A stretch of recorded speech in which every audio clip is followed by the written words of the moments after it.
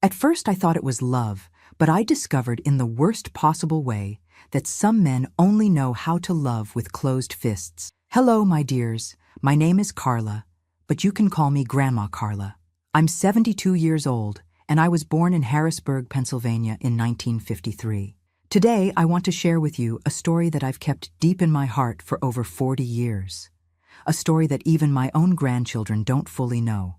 Before I begin, I'd like to ask where you're watching this video from. Leave it in the comments below. I love knowing that my voice is reaching so many different corners of America. And if you could, please give this video a thumbs up and subscribe to the channel. It helps this old lady continue sharing her stories. Harrisburg in the 70s was quite different from what it is today. The cobblestone streets, the old houses with their large iron gates, the smell of the Susquehanna River. It was a city that breathed tradition, where everyone knew everyone, and where proper young ladies, as I was considered, had to follow very strict rules. I was an elementary school teacher back then, teaching at Lincoln Elementary. I loved my students, loved teaching. I was 25, with long black hair down to my waist, and they said I had the liveliest eyes in town. I'm not bragging, my dears, it's just that back then I really was full of life, full of dreams. I thought the world was at my feet. My mother, Mrs. Zulmira, was always telling me, "Carla, girl, you need to find a husband. An unmarried schoolteacher doesn't look good." That's how it was back then, you see. Women had to get married, have children, take care of the house. It didn't matter if you were happy doing other things. The path was already laid out for us. It was at a school fundraiser that I met Mark. My goodness, how handsome that man was. Tall, strong, with a well-trimmed mustache that was fashionable at the time, and a smile that seemed to light up the entire room. He had come from Philadelphia to work as a manager at the First National Bank that had just opened a new branch in Harrisburg. "Would you do me the honor of this dance?" he asked, extending his hand to me in the middle of the fundraiser. I felt my knees weaken. Just imagine, a man like that, so elegant, so well-spoken, wanting to dance with me. From that day on, Mark became the main topic in the teacher's lounge. "Carla, did you see how the bank manager only had eyes for you?" My colleagues commented, some with envy, others with genuine happiness for me. A week after the fundraiser, he appeared at the school door with a bouquet of daisies. To this day, I don't know how he discovered they were my favorite flowers. "Would you have dinner with me on Saturday, Miss Carla?" he asked, in front of everyone, making me blush to the roots of my hair. How could I say no? And to be honest with you, my dears, I didn't want to say no. That man had affected me in a way that no other had managed before. Our courtship was like a fairy tale. Mark was everything a girl could dream of at that time.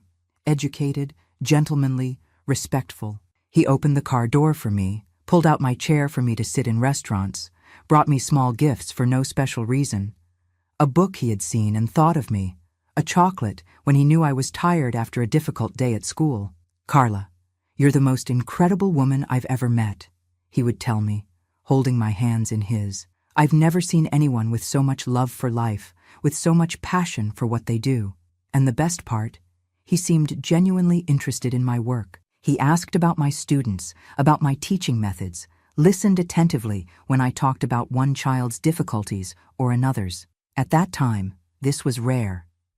A man who valued a woman's work was practically an endangered species. My mother was in heaven, of course. Daughter, hold on to that man. Bank manager, handsome, educated. That's the kind of catch that doesn't come along twice in a lifetime. 6 months after we met, at a candlelit dinner at the best restaurant in town, he knelt and took a velvet box from his pocket. "Carla, would you make me the happiest man in the world by agreeing to be my wife?" The ring was beautiful, a small diamond that sparkled like a star. But more beautiful than the ring was the sparkle in his eyes, or at least that's what I thought at the time. "Yes," I answered without hesitation. At that moment, I truly believed I had found the man of my life, my companion, my safe harbor. The wedding was in the summer of 1979. A simple but beautiful ceremony at First Presbyterian Church. I wore a white dress that my mother and I sewed together, with lace that came specially from New York.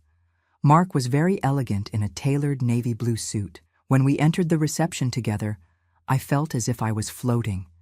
It was the happiest day of my life. Forever, he whispered in my ear during our first dance as husband and wife.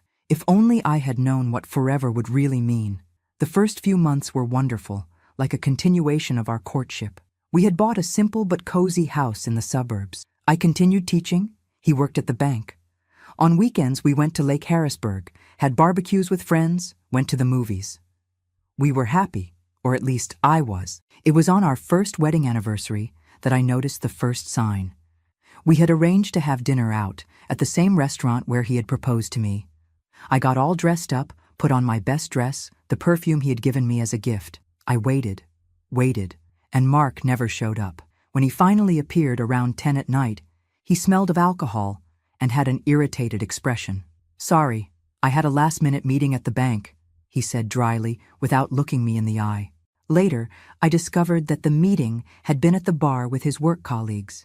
It was the first of many lies to come. Gradually, almost imperceptibly, things began to change. The attentive, affectionate Mark, interested in my affairs, gave way to a distant, irritable, critical man.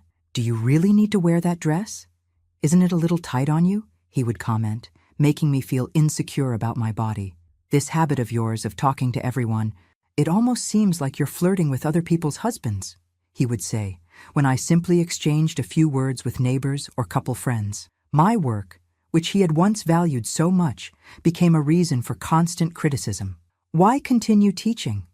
The salary is a pittance, and you come home too tired to properly take care of the house. But I resisted. I loved my students, loved teaching. It was the only thing that made me feel I was still myself, the Carla that existed before being Mark's wife. In 1982, I became pregnant with our first and only child, Raphael.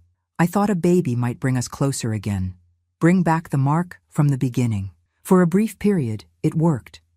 During pregnancy, he went back to being attentive, concerned, present. He fixed up the baby's room, went with me to doctor's appointments, massaged my swollen feet at night. "It's going to be a boy, I'm sure," he would say, running his hand over my belly. "Strong like his father." And it was a boy indeed. Raphael was born on a spring morning, healthy, with his father's eyes and my upturned nose. Mark seemed like the proudest man in the world when he held his son for the first time. "My champion," he whispered, kissing the baby's forehead. But the honeymoon was short-lived. With sleepless nights, diapers to change, the baby crying, Mark's irritation returned in full force. "Can't you make that boy stop crying? How am I going to work tomorrow without sleeping properly?" he would complain, going to sleep in the living room when Raphael had colic and cried all night. It was during this time that the first aggressions began. Not physical, not yet. They were words, looks, heavy silences that hurt more than slaps. "Look at the state of this house. It doesn't even look like you stay here all day. What do you do, huh?" What did I do? I took care of a baby, breastfed every 3 hours, washed mountains of dirty baby clothes, tried to cook, clean, be a good mother and a good wife, all at the same time, alone, without help. Gradually, I began to close myself off, to keep quiet, trying not to provoke that constant irritation. I learned to predict what might bother him and avoided doing anything that could trigger it. The house always impeccable, dinner always ready at the right time, the baby always clean and calm when he arrived. It was like walking on eggshells all the time. When Raphael was about 2 years old, I needed to go back to teaching. Mark's salary, although good, wasn't enough, or at least that's what he said. Later I discovered that a good part of the money went to alcohol, gambling, and, well, other women. Going back to the classroom was like breathing again after being submerged for a long time. Among the children, with my books and notebooks, I returned to being myself, not the frightened shadow I had become at home, but teacher Carla, confident, cheerful, respected. I think that's what he couldn't stand. Seeing that, outside the house, away from him, I could still be happy. The accusations of betrayal started soon after. For no reason at all, without the slightest evidence. "Who is he?" Mark would ask out of nowhere while we were having dinner. "The principal? Some student's father? Tell me, Carla, who is the man who's eating my food, sleeping in my bed?" "There's no one, Mark. I've never cheated on you. I would never cheat. But it didn't help. When suspicion enters a relationship, it's like a poison that contaminates everything. He began to show up unexpectedly at school, to follow me when I went out with friends, to go through my bag, to read my lesson planning notebooks looking for non-existent notes. And then, one night in 1986, the first physical aggression happened. I had gone to a parent-teacher meeting that extended beyond what was planned. When I got home, Mark was already waiting for me at the door, his face red with anger, his eyes bloodshot from alcohol. "Where were you, you slut?" he shouted, grabbing my arm so hard that it left purple marks. "At school, Mark! At the meeting! You knew about this!" "Liar!" he yelled. And then came the first slap, strong, unexpected, which made me fall to the floor of the living room. I stayed there, paralyzed by shock, feeling the metallic taste of blood in my mouth. I couldn't believe that was happening, that the man who had once promised me eternal love was now raising his hand against me. Raphael, 4 years old at the time, watched everything from the hallway, his little eyes wide with fear. This image, my son witnessing his father assaulting me, was what hurt the most. More than the slap, more than the cruel words. "Go to your room, my love," I managed to say to him, trying to smile so as not to frighten him even more. "Mom and Dad are just talking." After that first time, it was as if a barrier had been broken. The slaps became pushes, the pushes became punches, the punches became kicks, always followed by remorse, promises, vows of change. "Forgive me, my love, I don't know what came over me," he would say the next day, bringing flowers, chocolates, gifts. "It will never happen again, I swear on my life." And I believed him, or pretended to believe. Because what else could I do? It was the 80s, in a small town, with a young child to raise. Where would I go? How would I support myself? What would people say? I tried to ask for help a few times. To my mother first. "Marriage is just like that, daughter," she said, as if being beaten was a normal part of a wife's life. "Men have a strong temperament. We need to know how to work around it, not provoke it." To a friend from school later. "Oh, Carla, are you sure? Mark seems like such a good father, such a good husband. Aren't you exaggerating a little bit?" And finally, in a moment of desperation, to the police. "Look, ma'am, husband and wife fights. We don't get involved, you know," said Sergeant Johnson, Mark's fishing buddy. I became increasingly isolated. I lost friends, lost confidence, lost joy. I lived in a constant state of alertness, always expecting the next explosion, always trying to avoid the inevitable. It was only when Raphael was 12 that I found the courage. Not for myself. I had already accepted that this would be my life. But for him, because I realized I was raising a son in a toxic environment, teaching him that love and violence could go hand in hand, that it was normal for a man to hit a woman.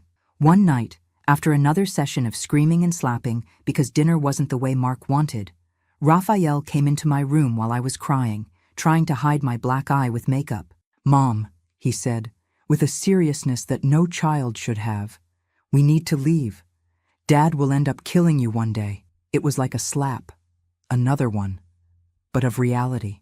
My son, my boy, seeing what I could no longer see, that I was in a relationship that could cost my life. That same week, while Mark was on a business trip, later I discovered he was with his mistress in Atlantic City, I packed our things, took the savings I had been hiding for years in a false bottom of the sock drawer, and fled with Raphael to my sister's house in Pittsburgh. The divorce was a war.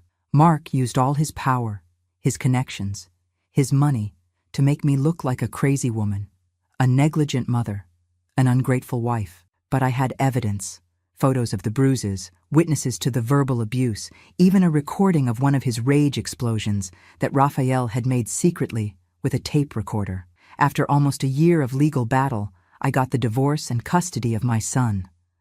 Mark kept the house and almost all the assets, but I had my freedom. And that, my dears, was priceless. We started from scratch in Pittsburgh. I got a job at a public school, rented a small but cozy apartment, made new friends. Raphael, free from the toxic environment, flourished, started smiling again, playing, being a child. For 10 years, I had no news of Mark beyond what was necessary regarding issues related to Raphael. I heard, through mutual acquaintances, that he had remarried and divorced shortly after, that he continued at the bank, that he had been promoted, that he continued drinking. Gradually, the wounds healed. They didn't disappear. Some marks remain forever, but they stopped hurting constantly. I began to feel beautiful, intelligent, capable again. I began to believe that I deserved good things. In 2001, with Raphael already in college in Philadelphia, I decided to return to Harrisburg. The city had changed. I had changed. I wasn't afraid of running into Mark on the streets anymore. I heard he had moved to Florida years before. I missed the smell, the streets, the accent of my hometown. I bought a simple little house in the Highland neighborhood with a small garden where I planted roses of all colors. I retired as a teacher, but continued giving private lessons to children with learning difficulties. I had my group of friends, my activities at church, my organized and peaceful life. I was finally at peace, or so I thought. If this story is touching your heart, please leave your like and subscribe to the channel. Now I'm going to tell you how my peaceful life was interrupted in the most brutal way possible when, after so many years, Mark crossed my path again. But also how I found within myself a strength I didn't know existed. I'd also like to take this moment to ask you in the comments, have you ever had a great love? Are you still living with them? Tell me in the comments because I'm quite curious. Many of you must be wondering how a man who seemed so perfect turned into the monster I described. I'll now tell you how I realized I had married a stranger, not the man I met. The first signs appeared so subtly that I didn't even notice. Like that story about the frog in the pot, you know? If you throw a frog into boiling water, it jumps out right away. But if you put it in cold water and heat it up slowly, the poor thing doesn't even realize it's being cooked alive. That's how it was with me.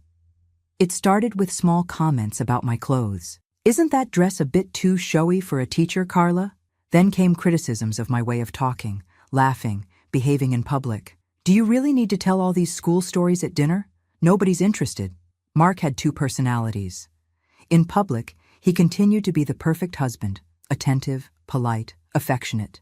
Everyone in Harrisburg thought I had won the marriage lottery. How lucky you are, Carla. Mark is such a special man. If only they knew what happened when the doors closed. I remember a dinner at the regional bank manager's house in 1981. Mark was particularly nervous that day. It's an important opportunity, he repeated while getting ready. Don't ruin everything. I had spent the entire afternoon preparing. Hair done at the salon, the navy blue dress he thought was appropriate, discreet makeup as he preferred. I even mentally rehearsed the allowed topics. Nothing about school, nothing about politics, nothing that might seem like I had my own opinion. During dinner, the regional manager, Mr. Patterson, a bald gentleman in his 50s, asked me about my work. I got a little animated and told him about a reading project I was developing with my students. Mr. Patterson seemed genuinely interested, asking questions, praising the initiative. On the way home, as soon as we got in the car, Mark exploded. You just can't keep your mouth shut, can you? Had to show off, showing that you're a teacher, that you have ideas, that you're intelligent. But he asked Mark, what did you want me to do? Be rude? The slap came so hard that my head hit the car window. I wanted you to be discreet, to let me shine. It was my night, my chance for promotion. I arrived home with a split lip and the certainty that this was not the man with whom I had dreamed of building a life. The assaults gradually got worse. What started with slaps evolved into punches, kicks, shoves against the wall. Mark was careful to hit where the marks wouldn't show, on the stomach, back, thighs. When he accidentally left a visible mark, I made up excuses. I hit my face on the cabinet door, I explained to my principal when I showed up with a black eye at school. She looked at me for a long time, a look that said she didn't believe a word, but also didn't know how to help. Be careful, Carla. Those cabinets, they're treacherous. In 1984, I discovered the first betrayal. Mark was taking a shower when his cell phone, an expensive novelty at the time, rang. I answered without thinking. Hi, honey. Everything okay? I miss you. When will we see each other again? The voice was young, sweet, confident. I hung up without answering. When I confronted Mark, The reaction was explosive. "Now you're snooping through my phone? Who do you think you are? I'm your wife, and you're cheating on me." The beating that day was so violent that I couldn't go to work for a week. I told the school I had fallen down the stairs. Another lie to protect the monster who lived in my house. The betrayals became frequent. Different perfumes on his shirt, lipstick stains, motel charges on the credit card. And with each discovery of mine, his reaction became more violent. In 1987, I contracted a sexually transmitted disease. The doctor, embarrassed, explained to me that my husband would need treatment too. "Doctor, this can only come from sexual intercourse, right?" I asked, already knowing the answer. "Yes, Mrs. Carla. There is no other form of contagion." I arrived home determined to confront him once and for all. Raphael was at a friend's house. It was time to lay the cards on the table. "Mark, we need to talk. I went to the doctor today and—" I couldn't finish the sentence. He flew at me like a wild animal. "You slut! You've been cheating on me and still have the nerve to claim you're sick?" The beating that day left me unconscious. When I came to, I was on the kitchen floor, a trickle of blood running from my forehead. Mark was sitting at the table, calmly drinking. "Next time you make up a story like that, you won't wake up," he said, without even looking at me. I realized at that moment that he could really kill me. It wasn't just an empty threat. And worst of all, he would feel justified. I began to secretly plan my escape. I saved small amounts of money that I hid inside an oatmeal can in the kitchen cabinet. I separated important documents, photos, things I couldn't leave behind. I packed a small suitcase and hid it at the back of the closet, under old blankets. But I didn't have the courage to go. Not yet. The fear was greater than the desire for freedom. Fear of what he would do if he found me. Fear of the scandal. Fear of not being able to support my son alone. In 1989, Mark lost his job at the bank. I never knew exactly why. He said it was political persecution, but I heard from acquaintances that it had something to do with missing money and a young female client who threatened to sue the bank for harassment. With unemployment, things drastically worsened. Mark began to drink even more, to stay at home all day, to control my every step. I could no longer call anyone without him by my side, listening to the conversation. I couldn't go to the market without saying exactly how long it would take and where I would go. Raphael, 7 years old at the time, began to have problems at school. He was aggressive with classmates, inattentive in class, had constant nightmares. The school psychologist called me in for a talk. "Mrs. Carla, Raphael drew this in art class today." She showed me a paper where my son had drawn a large, threatening male figure with what appeared to be a belt in his hand, and 2 smaller figures, one fallen on the floor with red spots, another hidden behind a rectangle that I imagined to be a bed or sofa. My heart froze. "It's just his imagination," I tried to explain, without much conviction. "Mrs. Carla," the psychologist held my hands, looking directly into my eyes. "Children express on paper what they cannot say with words. Raphael is asking for help." Those words hit me like lightning. My son, my boy, was suffering, was being damaged by that situation as much as I was. And unlike me, he hadn't chosen to be there. It was the push I needed. The following week, when Mark left for a job interview, I picked up Raphael from school, the hidden suitcases, and we went to the bus station. We bought tickets to Pittsburgh, where my sister lived. "Where are we going, Mom?" Raphael asked, confused by that sudden departure. "To a safe place, my love. A place where no one will shout or hit us anymore." His little eyes widened, a mixture of fear and hope.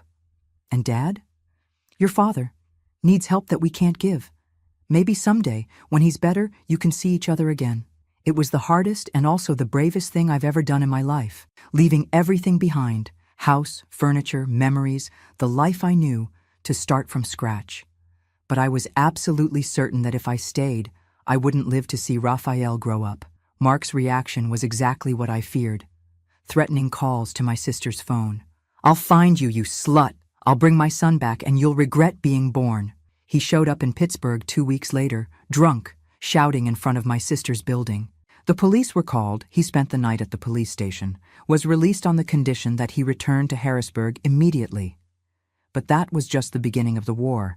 He hired an expensive lawyer, filed for custody of Raphael, claiming that I was mentally unstable, that I had abandoned the home, that I was a negligent mother. Luckily, my sister knew a lawyer who agreed to represent me, charging only what I could afford. Dr. Nestor was an elderly gentleman with vast experience in family law and an even bigger heart. "Mrs. Carla," he told me at our first meeting, "don't worry. The truth always comes out in these situations, and your truth is stamped on your son's face." The process was long and painful. I had to relive every abuse, every humiliation, every mark. Raphael, at only 8 years old, had to speak with social workers, psychologists, the judge. It was an ordeal for all of us. But Dr. Nestor was right. The truth came out. Former neighbors testified to having heard screams, crying, sounds of aggression. Doctors confirmed old injuries consistent with domestic violence. The school psychologist presented the drawings and reports on Raphael's behavior. And most importantly, my son, with a courage that moved me, told his truth. "My father hit my mother almost every day," he told the judge, his voice trembling but firm. "I would hide under the bed, but I could still hear everything." In September 1990, we left the courthouse with custody granted to me. Mark would have the right to bi-weekly visits, always supervised by a social worker. He never showed up for any of them. For years, we had no more news of him, except for occasional rumors. That he had gone back to work in banking, but in a lower position. That he had remarried and divorced shortly after. That he was having health problems because of drinking. I rebuilt my life in Pittsburgh. I got a job as a teacher, made new friends, even started going out with a coworker. Nothing serious, just a coffee here, a movie there. I was learning to trust again, to smile without fear, to be myself. Raphael grew up strong, intelligent, kind, the opposite of his father in every way. On the rare occasions when we touched on the subject of Mark, he would say, "Mom, he taught me one important thing, the kind of man I never want to be." In 2001, with Raphael already in college in Philadelphia studying engineering, I decided it was time to return to my roots. Harrisburg had been the scene of my nightmare, but it was also my hometown, where I grew up, where I had good memories of childhood and youth. I bought a simple house in the Highland neighborhood, far from the house where we had lived with Mark. A place of my own, with a small garden where I planted roses of all colors, a luxury I could never have during the marriage, as he thought it was a waste of money. I retired as a teacher, but continued giving private lessons to children with difficulties. It was a simple, quiet, happy life in its own way.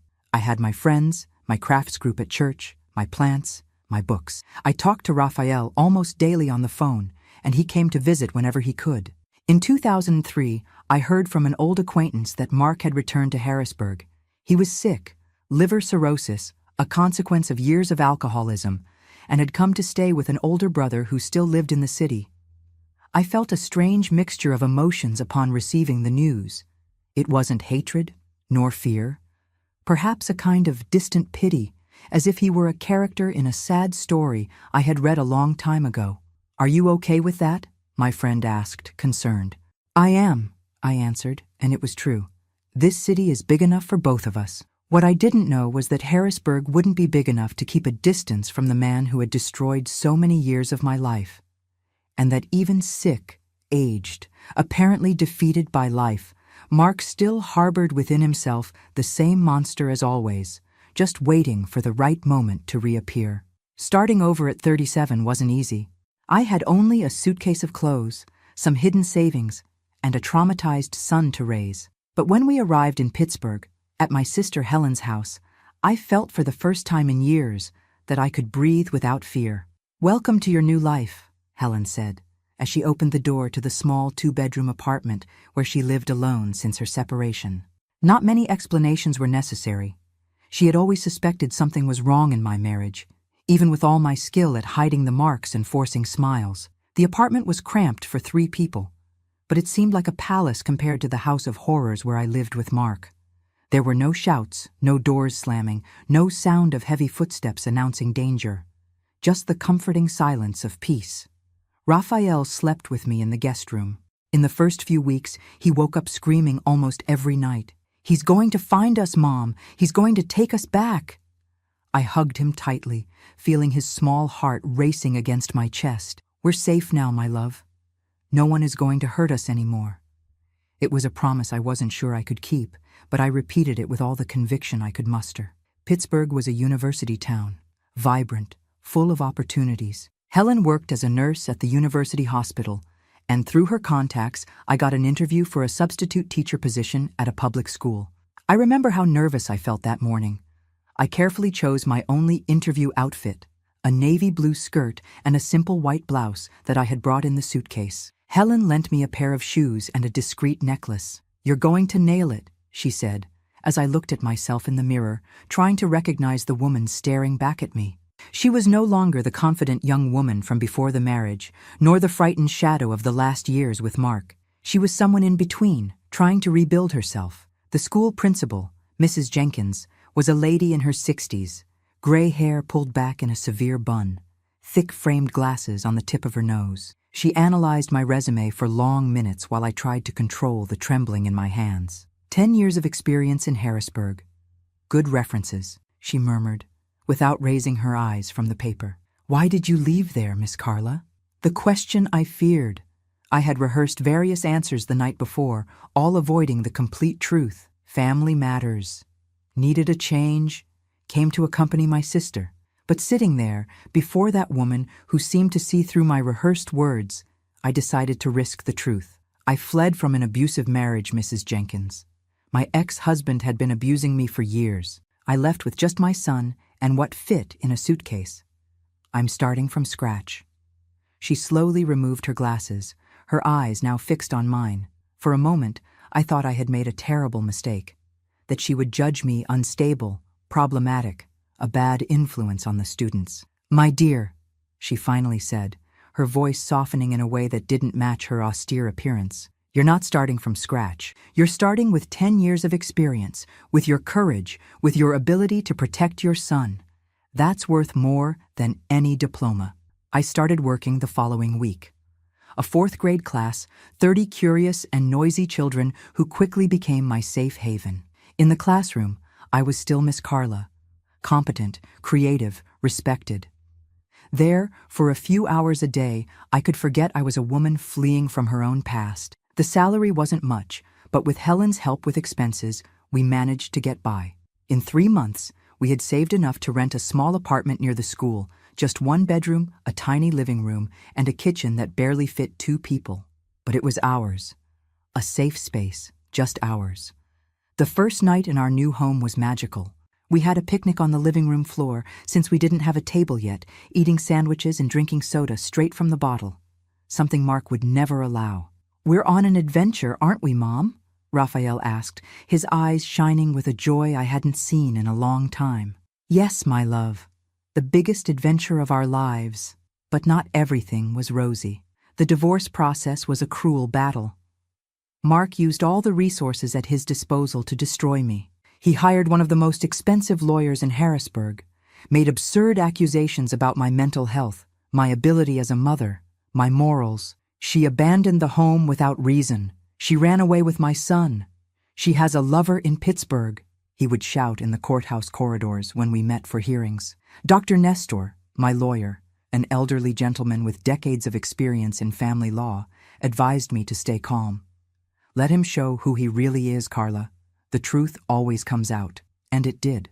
During a particularly tense hearing, when Mark was shouting increasingly absurd accusations, the judge called for silence and addressed him. "Mr. Mark, you are exhibiting exactly the behavior that your ex-wife describes in her testimonies. Aggressiveness, emotional instability, tendency to intimidate. You're making this court's job much easier."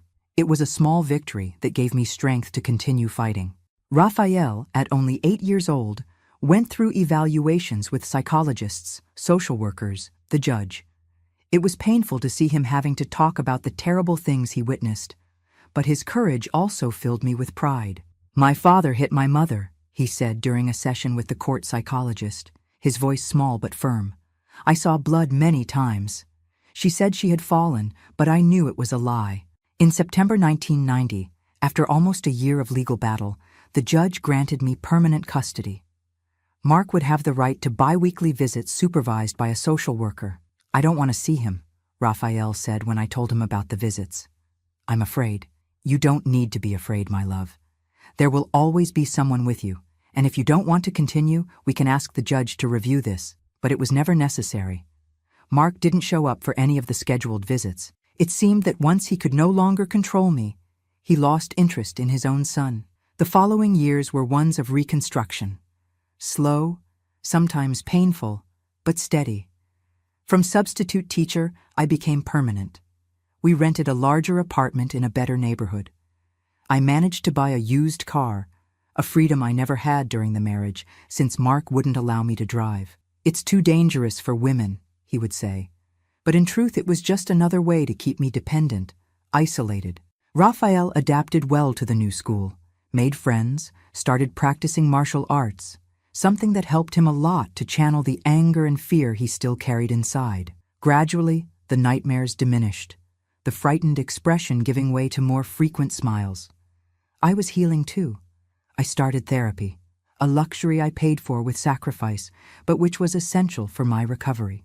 Gradually, I began to understand the mechanisms of abuse, how I had fallen into that trap, how I could avoid repeating the pattern. "The fault was never yours, Carla," my therapist, Dr. Elizabeth, always repeated whenever I began to question myself.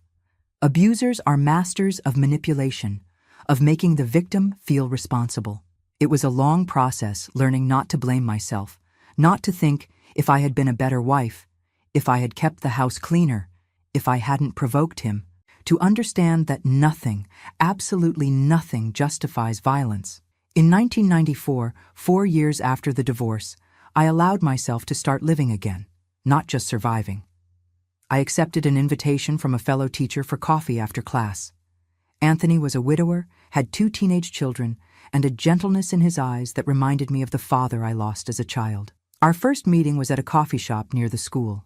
I was so nervous that I spilled sugar on the table, my hands trembling as I tried to organize my thoughts.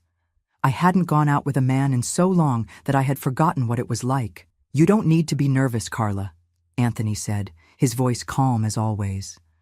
"We're just 2 friends having coffee." But it was more than that, and we both knew it. It was a giant step for me, a statement that I still believed there could be kindness in men, that not all of them were like Mark. Anthony and I dated for almost 2 years. It was a sweet, respectful relationship, without pressure. He understood my traumas, respected my boundaries, never demanded more than I could give. "You deserve to be loved the right way," he would tell me when I apologized for some insecurity, some sudden fear. We never moved in together or got married. Perhaps I would never be ready for that again. But he taught me that intimacy doesn't have to mean control, that love doesn't have to hurt. In 1997, Raphael was accepted to Carnegie Mellon University for civil engineering. I'll never forget his illuminated face when he saw his name on the list of accepted students. "I did it, Mom. I did it." I hugged him tightly, tears flowing freely down my face. That frightened boy who fled with me with a suitcase of clothes was turning into a brilliant, strong, upright man, despite everything, or perhaps because of everything we had lived through. It was around this time that I began to feel the call to return to my roots. Harrisburg was no longer the scene of my nightmare. It was the city where I was born, where I had happy moments before Mark, where I still had childhood friends, cousins, aunts. "Are you sure, Mom?" Raphael asked, worried when I told him about my desire to return. "What if he's still there? I'm not going to live in fear forever, son. I've already given him too much power over my life." In 2001, with Raphael already settled in an apartment near the university, I decided it was time. I made arrangements for my early retirement as a teacher. The years of contribution in Harrisburg, plus the years in Pittsburgh, guaranteed me this right.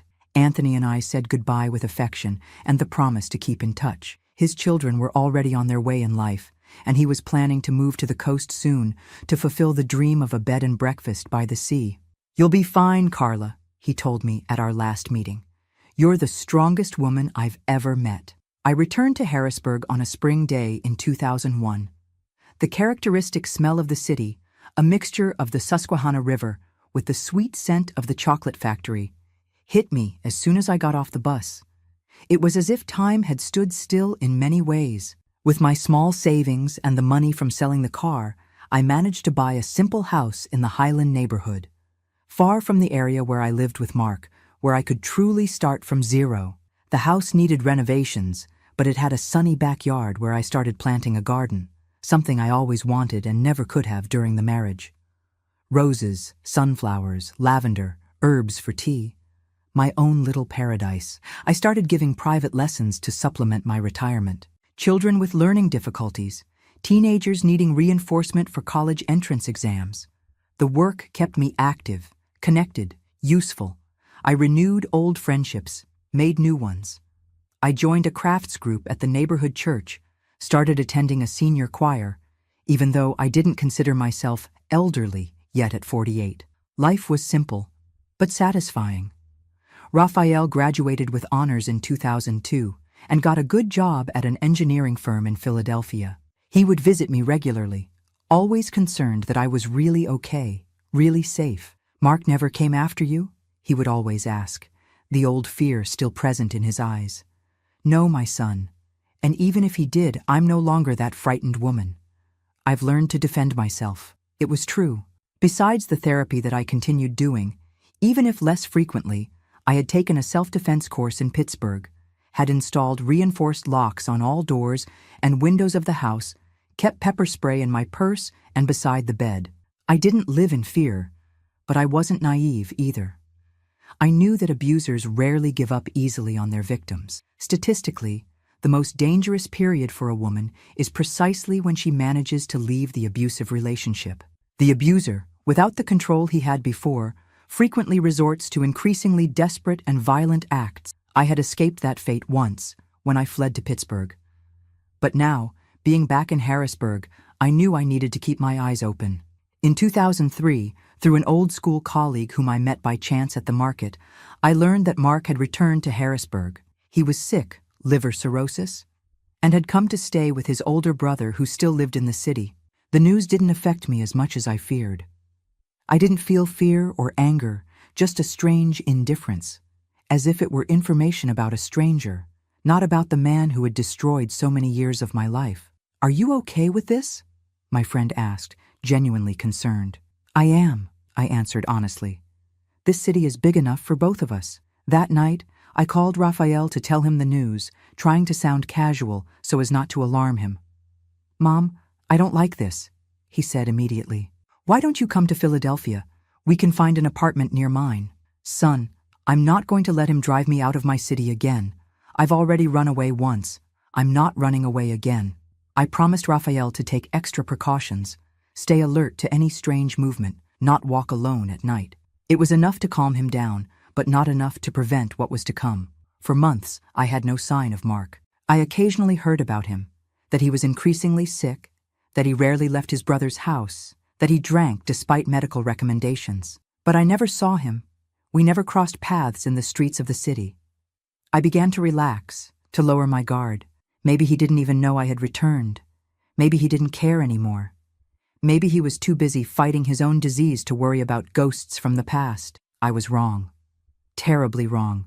One night in June 2004, while I was grading papers from my private students, I heard a strange noise coming from the back of the house. I thought it might be some cat in the yard. I had started feeding a stray that appeared regularly. "Kitty?" I called, opening the kitchen door that led to the yard. "Is that you, little one?" Darkness greeted me. The yard was silent, except for the soft rustling of the rose leaves in the wind. I shrugged and went back inside, locking the door behind me.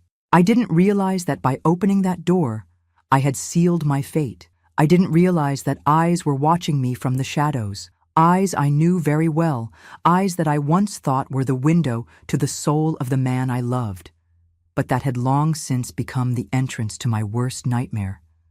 Mark had found me, and he wasn't ready to leave me in peace. I finished grading my students' work around 10 at night. I was exhausted, but satisfied with the progress that little Matthew was making with reading. That boy reminded me so much of Raphael at the same age. Curious eyes, sharp mind, just needing a little more attention to blossom. I put the notebooks in the folder, had a cup of chamomile tea, a ritual I adopted to calm my nerves after so many years of therapy, and prepared for bed. I turned on the small radio on the nightstand, tuned to a station that played oldies. That night, it was Elton John. Your song filled the room as I brushed my hair, now more gray than black, in front of the mirror. I was almost asleep when I heard another noise, different from the previous one, more defined. It sounded like glass breaking.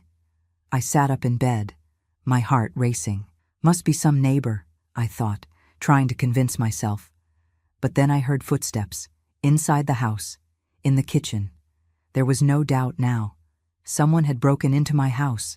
I grabbed the cell phone on the bedside table, a Nokia brick that Raphael had insisted I have, and dialed 911. Before I could speak to the operator, the bedroom door opened. And there he was. Mark, 15 years older, his face yellowed by liver disease, thinner, hair now completely gray, but still with those same eyes. Eyes that I knew filled with false love, then saw overflowing with hatred, and now something worse. A mixture of anger, obsession, and something I can only describe as madness. "Found you, Carla," he said, his slurred voice revealing he had been drinking. "Finally found you." The cell phone fell from my hand. My entire body froze. All those years of therapy, of rebuilding, of strengthening, seemed to evaporate in an instant. It was as if I had gone back to being that terrified woman from 20 years ago. "What do you want, Mark?" I managed to ask, trying to buy time, trying to think of a way out. "It's late. I'm tired." He laughed, a dry laugh without humor. "What do I want? What do I want?" he repeated, advancing a few steps. "I want you to pay for what you did to me." "What did I do to you?" I asked, genuinely confused. "You ruined my life," he shouted, punching the wall beside him. "You humiliated me, made me lose my son, my job, my respect." The inversion was so absurd that for a moment I almost laughed. It was so typical of abusers to blame their victims, to transform themselves into martyrs in their own distorted narrative. "You ruined your own life, Mark," I replied, finding courage from I don't know where. "With your choices, your violence, your alcoholism." It was the wrong thing to say. His face contorted with rage, and he lunged at me. I tried to run, but the bedroom was small. There was nowhere to go. He grabbed me by the arms, his fingers digging into my flesh with enough force to leave marks. "You're going to listen to me now, you slut. You're going to hear everything I've kept inside for 15 years. The smell of alcohol on his breath was nauseating, mixed with the characteristic odor of the disease consuming him. I tried to break free, but he was still much stronger than me, despite his age and deteriorated health. "Let me go, Mark. I already called the police. They're on their way," I lied, trying to scare him.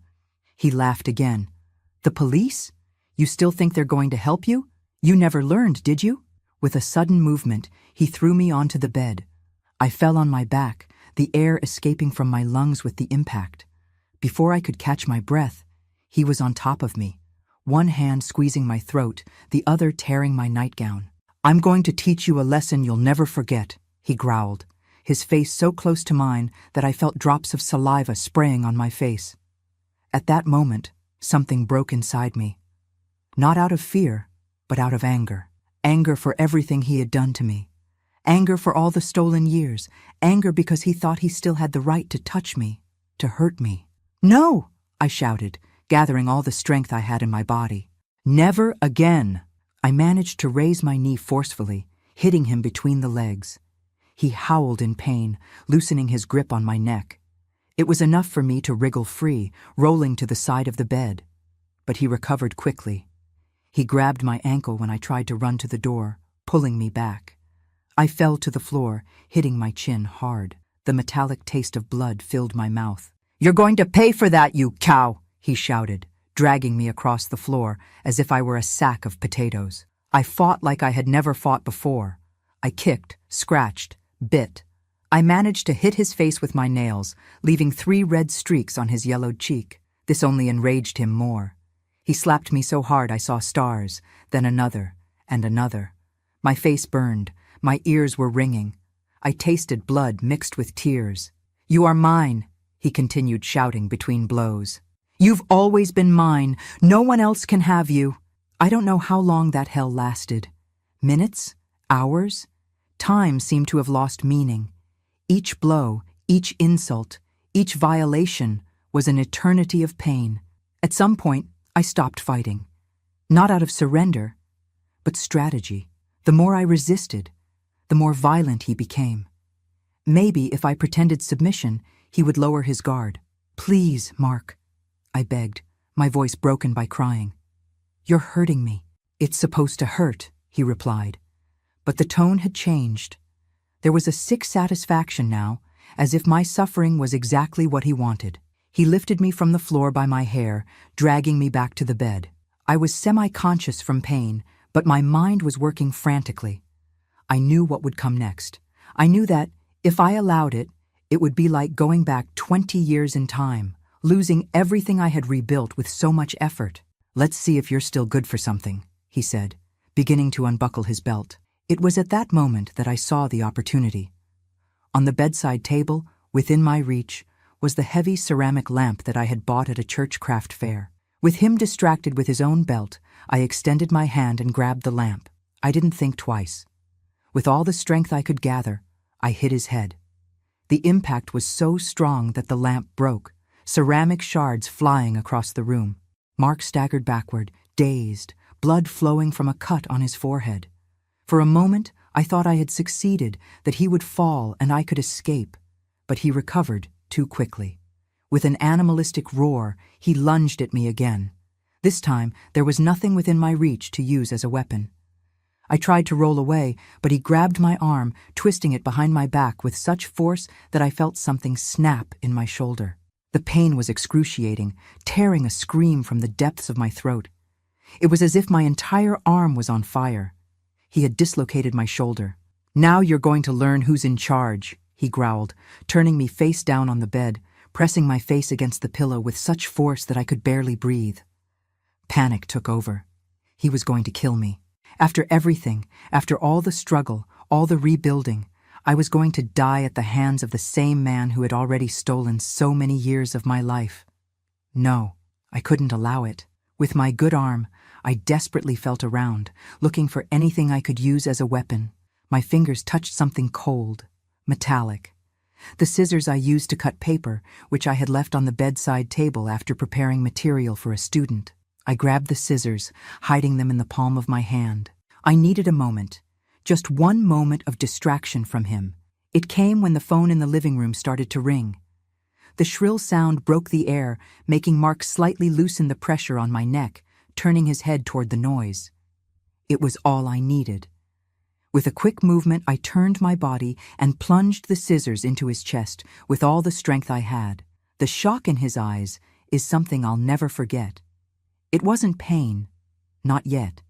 It was surprise, pure and complete surprise that I, his victim for so many years, had dared to fight back. He staggered backward, looking at the scissors buried to the handle between his ribs, blood beginning to soak his shirt. "You cow," he muttered, his voice already weak, his legs giving way under his weight. He fell to his knees first, then collapsed to the side on the bedroom floor.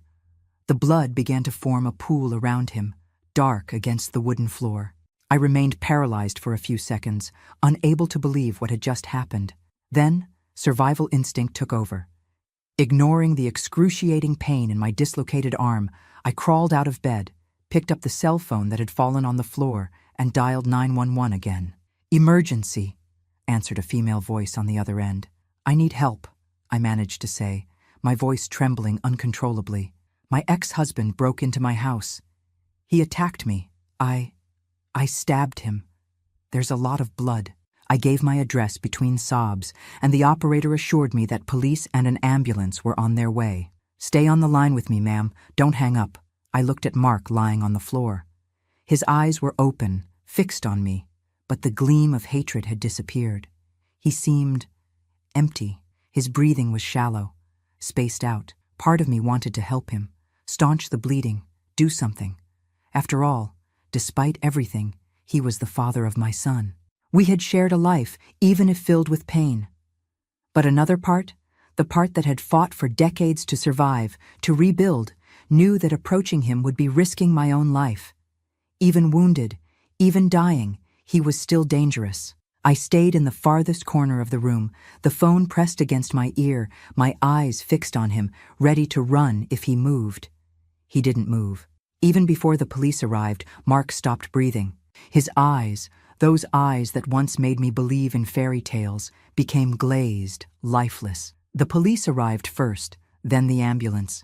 The house was soon full of people, police officers taking photos, paramedics confirming the death, curious neighbors gathered on the sidewalk. I was taken to the hospital to treat my dislocated shoulder and other injuries. The doctor on duty, a young man of no more than 30, looked at my body covered in bruises and cuts with an expression that mixed horror and compassion. "Ma'am, I need to document these injuries," he said gently. "For the process, of course.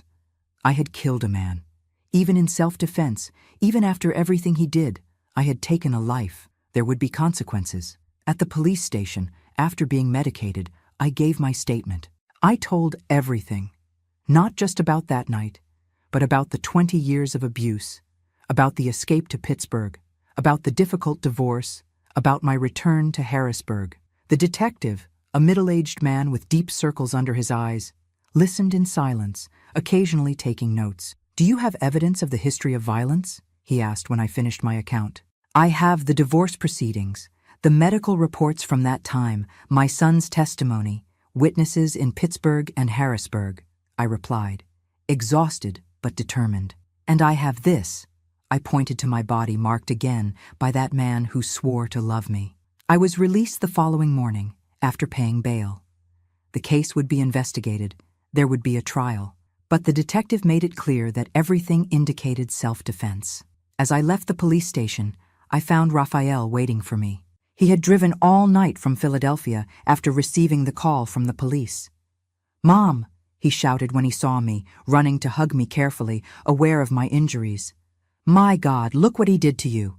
I hugged him with my good arm, the tears finally escaping after hours of emotional shock. "It's all okay now, son. All okay." But it wasn't, not really. I had killed a man, the father of my son, and although it had been in self-defense, although he had deserved it 1,000 times over, something inside me had changed forever that night. The following days were a blur of testimonies, examinations, consultations with lawyers. Raphael insisted that I go live with him in Philadelphia, at least until the trial. "I can't stay here, son," I agreed, looking at the house that had become my refuge and was now stained by yet another terrible memory.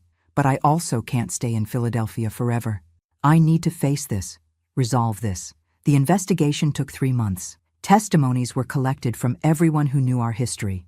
Former neighbors in Harrisburg, colleagues from Pittsburgh, doctors who had treated me over the years, even Mark's brother with whom he had been living.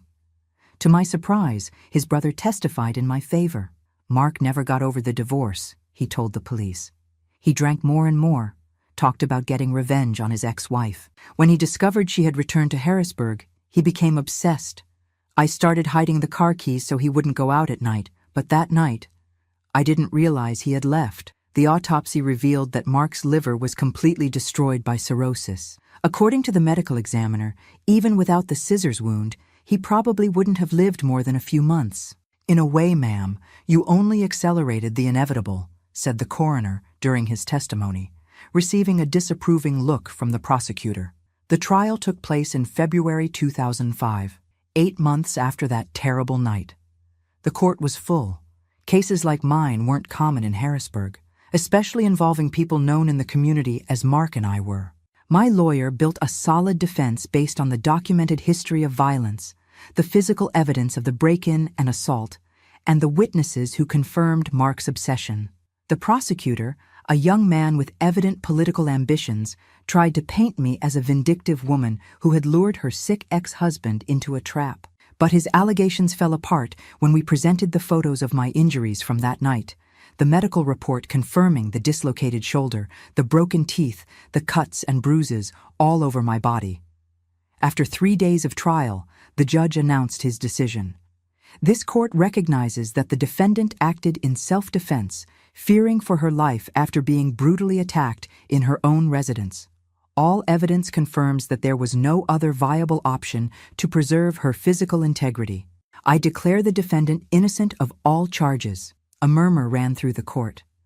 I looked at Raphael, seated in the first row, tears streaming down his face as he silently applauded. At Helen, my sister, who had traveled from Pittsburgh to be with me. At some former students, now adults, who had come to support Miss Carla. I was free, legally free. But emotionally, I knew I still had a long road ahead.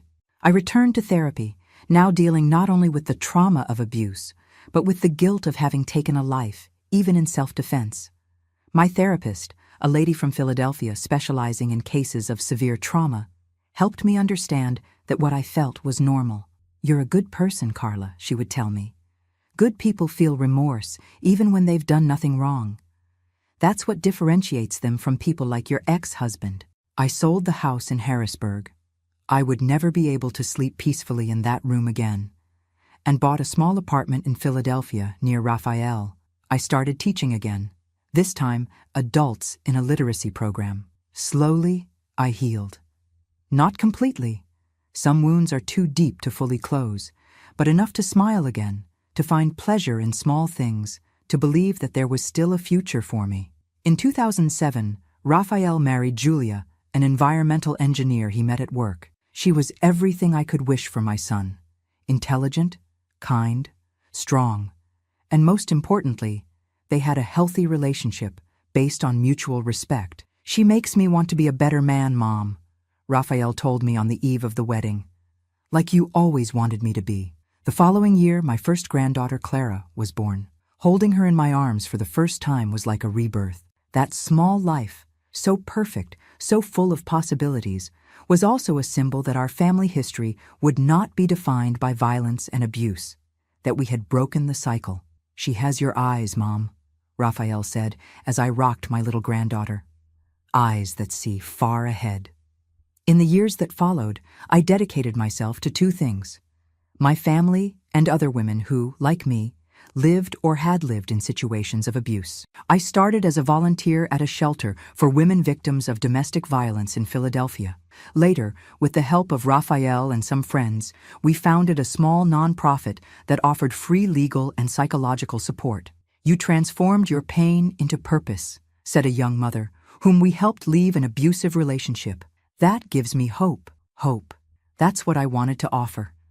The certainty that, no matter how dark the night, there's always a dawn waiting, that no woman needs to accept abuse as her destiny, that there is life, full, rich, meaningful, beyond the walls of a house that became a prison. Today, at 72 years old, I look back and see a life full of ups and downs, of pains and joys, of defeats and mainly victories. I have 3 wonderful grandchildren, a son who is my greatest pride, a daughter-in-law who is like the daughter I never had. The story I shared with you today isn't easy to tell. There are parts of it that still hurt, even after so many years, but I feel it needed to be told because I know there are many Carlas out there suffering in silence, thinking there is no way out. When I was acquitted by the court in February 2005, many people thought that would be the end of my story. Justice had been done, the monster was dead, the victim free. Just like that, like in movies that end with the villain defeated and the credits roll while happy music plays. But real life isn't like that, my dears. Real life is much more complicated, much deeper. Judicial acquittal didn't automatically bring acquittal from my heart. I had taken a life. No matter how monstrous Mark had been, no matter that I acted in self-defense, this fact weighed on me like a stone. The first nights after the trial were torment. I would wake up screaming, soaked in sweat, reliving those terrible moments over and over. I saw the blood spreading across the floor, his eyes losing their gleam, felt the scissors sinking into his flesh, and I would wake up with my heart racing, nausea rising in my throat. "Mom, you need professional help," Raphael insisted, after finding me sitting in the kitchen at 3 a.m, staring at nothing, a cup of cold tea untouched in front of me. "This is consuming you." He was right, of course. As much as I wanted to be strong, as much as I tried to convince myself that I had done what was necessary, The guilt was eating me from the inside. I returned to therapy, this time with a psychologist specializing in post-traumatic stress disorder in Philadelphia.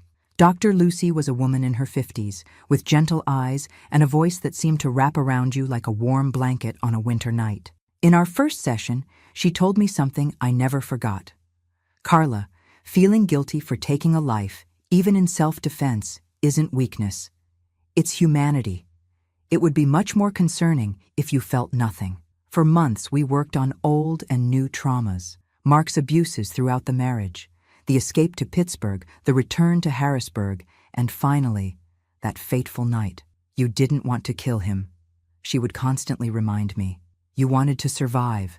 There's a fundamental difference. It was a slow, painful, but necessary process. Like cleaning an infected wound, it hurts terribly at the moment, but it's the only path to true healing.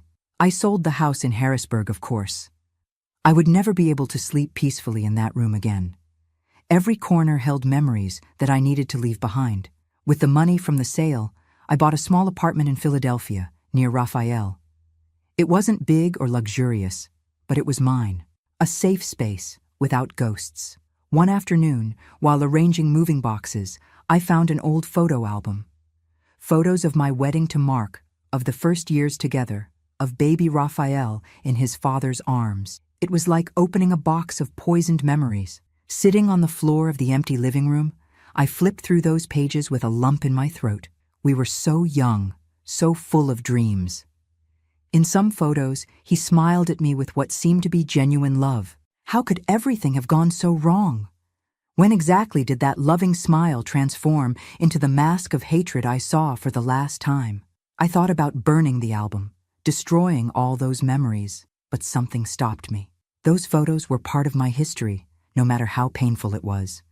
Denying the past would be denying a part of myself. I put the album in a box at the back of the closet. Maybe one day I could look at it without feeling that mixture of pain, anger, and pity. Maybe one day. In the months that followed, I tried to rebuild my life once more. At 52, I felt strangely like a teenager, insecure, searching for my place in the world, learning to live again. Philadelphia was a big, anonymous city, so different from Harrisburg, where everyone knew my name and my story.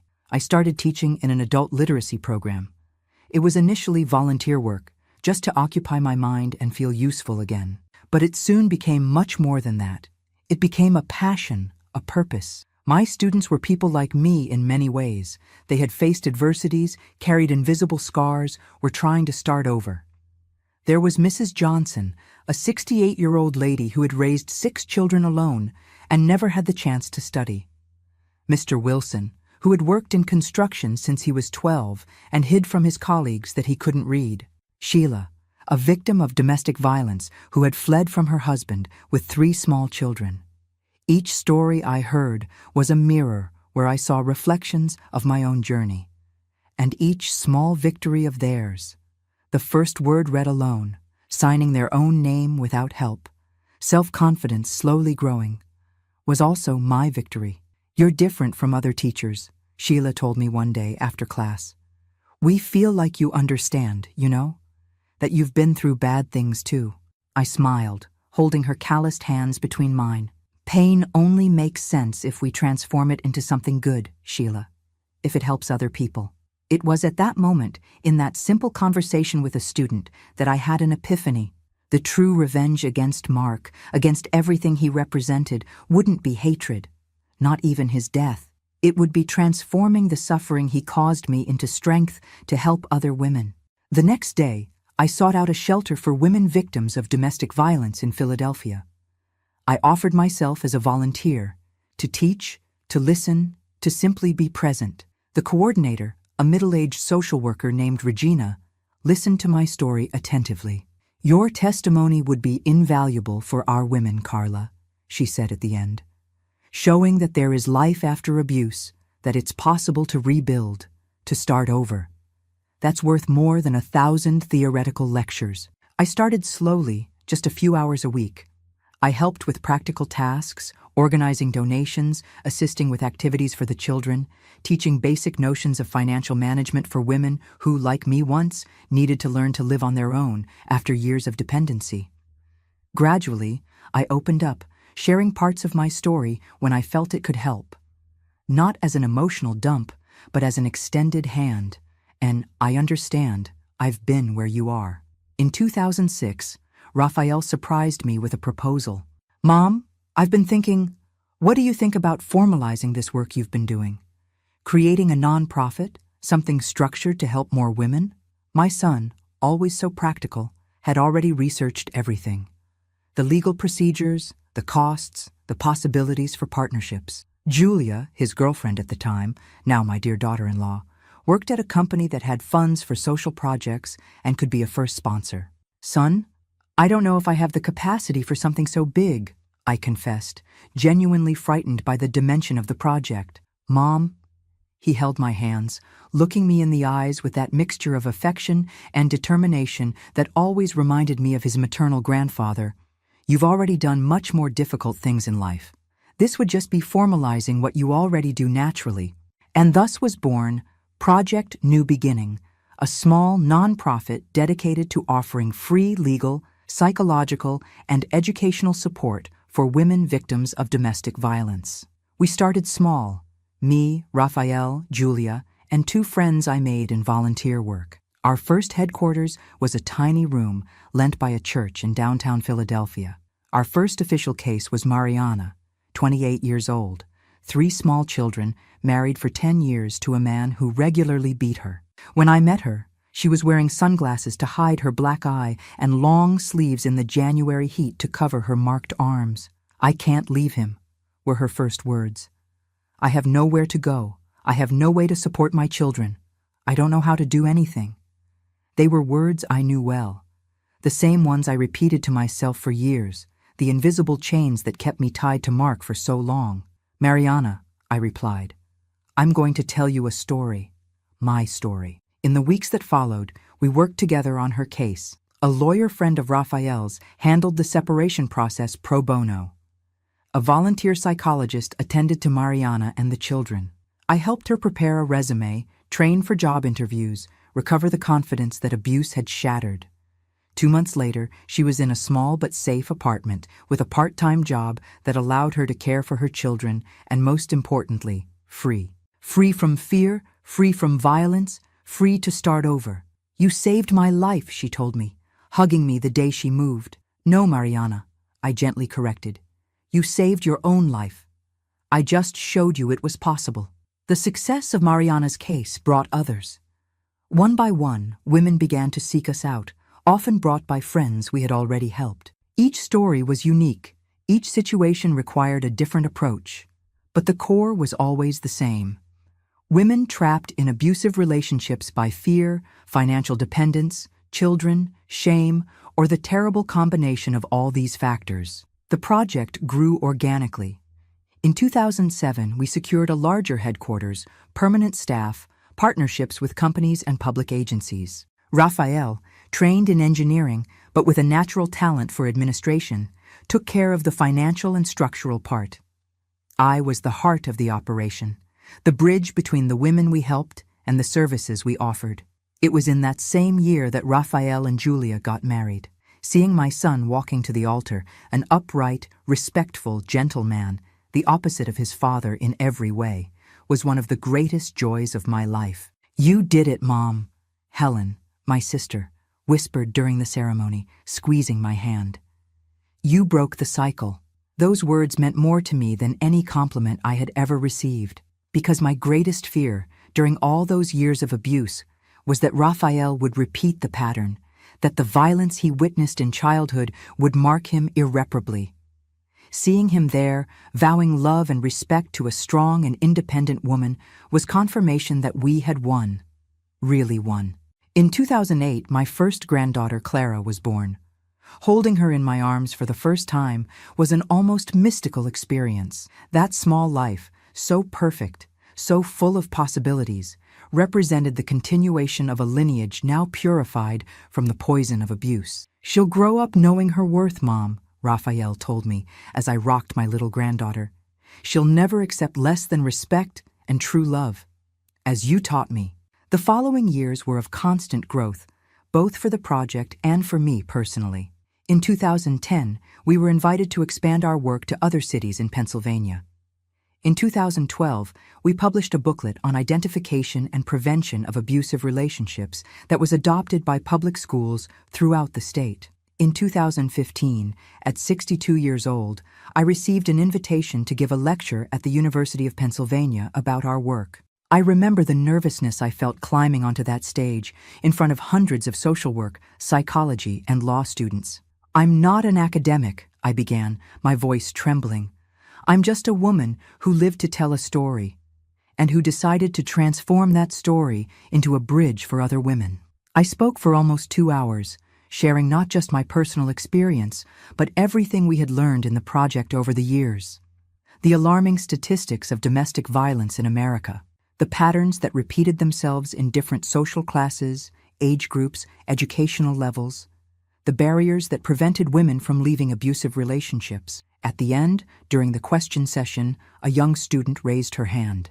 "Mrs. Carla, after everything you experienced, after almost being killed by your ex-husband, how did you manage not to let yourself be consumed by hatred? How did you find the strength to help other people instead of simply trying to forget?" The question caught me by surprise.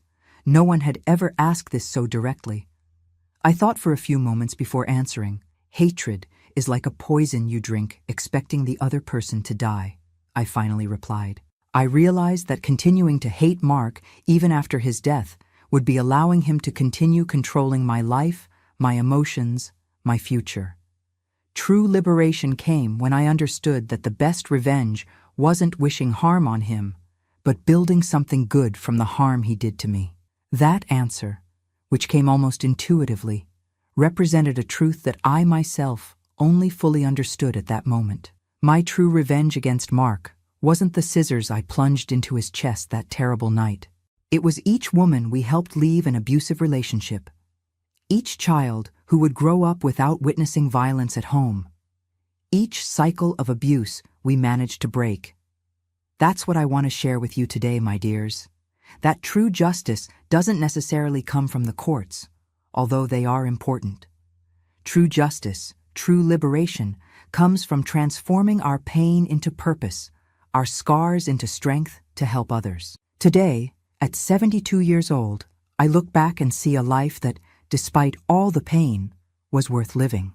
I have 3 wonderful grandchildren, Clara, now 17, following in her father's footsteps in engineering, Peter, 14, passionate about music and literature, and little Louise, 10, who tells me she wants to be a helper of women, like Grandma when she grows up. Project New Beginning continues to grow, now with offices in 5 cities in Pennsylvania, helping hundreds of women annually. Raphael has taken over the executive direction, bringing innovation and strategic vision, while I continue as a kind of senior advisor, or as the team girls affectionately call me, the soul of the project. Mark has been gone for almost 20 years, but the legacy he left wasn't of destruction, as he intended. It was of construction, of healing, of transformation.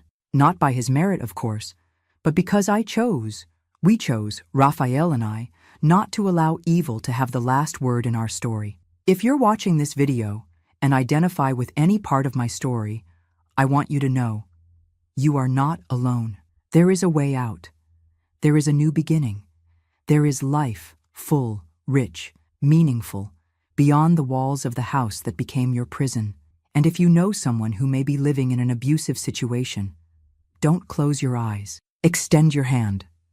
Sometimes all a woman needs to find the courage to leave is to know that someone will be there to hold her when she takes the first step. My dears, before ending this video, I'd like to ask a special favor. If this story touched your heart, please leave your like and subscribe to the channel. Each subscription helps us reach more people, more Carlas, who may be watching secretly, seeking strength to change their lives. Thank you for listening to me this far. Always remember, your story doesn't end in the painful chapters. You have the power to write a different ending. I did it. You can too.